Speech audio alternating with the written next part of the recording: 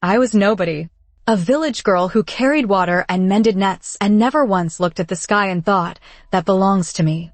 Until the night the Dragon King chose a soul to carry his mark. He did not choose a queen. He did not choose a warrior. He chose me. And the moment he did, every kingdom in the world wanted me dead. It started as warmth. A flicker beneath my skin like an ember refusing to die. I looked down at my hand, and the mark was already there, gold and ancient and burning with something older than language. I had seen that symbol once before. On the walls of the Forbidden Temple. The one the elders said no ordinary person could survive entering. I had never been inside, but somehow it had been inside me all along. He appeared from nowhere. No footsteps. No warning. Just a man in robes as dark as a moonless sky standing at the edge of my village, as if he had always been there.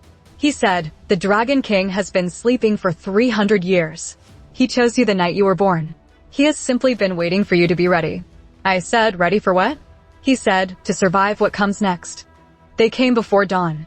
200 soldiers in the colors of the Iron Kingdom. They did not ask questions. They did not give warnings. The captain looked at my hand and said 3 words, "Kill the marked one." I had nowhere to run. The village was already burning. And I was just a girl who had never held a sword, standing in fire with a mark I did not ask for. I did not choose what happened next. Something inside me simply broke open. The mark on my hand became a roar. The air cracked. The soldiers flew. And I stood in the middle of it all shaking, not from fear, but from the weight of something vast and ancient suddenly awake inside my chest. When the light faded, the captain looked up at me from his knees. And for the first time in my life, someone powerful was afraid of me. The stranger returned when the soldiers were gone. I grabbed his arm.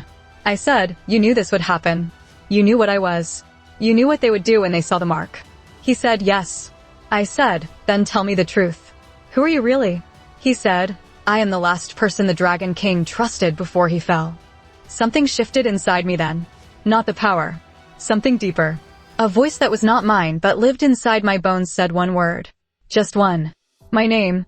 But not the name my mother gave me. My real name. The one written in the Dragon King's temple 300 years before I was born. My eyes were gold when I looked at him. My voice was not entirely my own when I spoke. Then you already know. This is only the beginning. Who is the stranger really? Follow at Astro Animate Studios for episode 2. The Dragon King's story is just beginning.